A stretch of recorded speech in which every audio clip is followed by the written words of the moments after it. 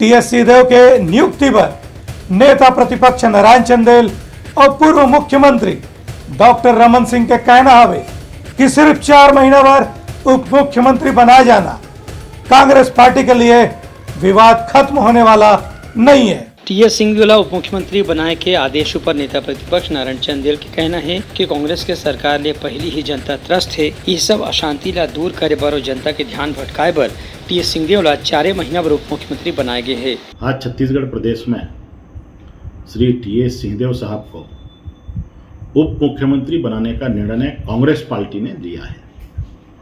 हमें लगता है जो बात हम पहले से कह रहे थे कि छत्तीसगढ़ के मुख्यमंत्री श्री भूपेश बघेल की स्वेच्छाचारिता, उनकी हिटलरशाही, उनकी एकला चलो की नीति से पूरे प्रदेश की जनता भी त्रस्त है और कांग्रेस पार्टी के अंदर इसको लेकर के आंतरिक कलह मचा हुआ था। और जो भ्रष्टाचार का आरोप हम लगा रहे थे मुख्यमंत्री भूपेश बघेल जी के ऊपर और छत्तीसगढ़ की कांग्रेस सरकार के ऊपर कि कोयला घोटाला, शराब घोटाला, पीएससी घोटाला, खाद्यान्न घोटाला,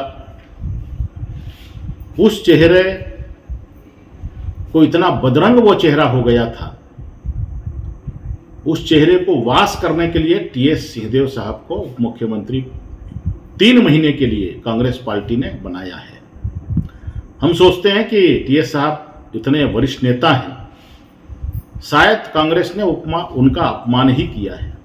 दूसरी कोती प्रदेश के पूर्व मुख्यमंत्री डॉक्टर रमन सिंह के कहने की कांग्रेस के अंदरूनी राजनीति अतिरिक्त बिगड़ गए है कि वही ला संतुलित करे बर टीएस सिंहदेव ला आखिर में जाके 3-4 महीना बर उप मुख्यमंत्री बनाए गए है। उनका कहना है कि सरगुजा ला साधे के जो कोशिश करेगे है ओकर पता तो चुनाव में ही चलही। ब्यूरो रिपोर्ट, उत्तलंघा न्यूज।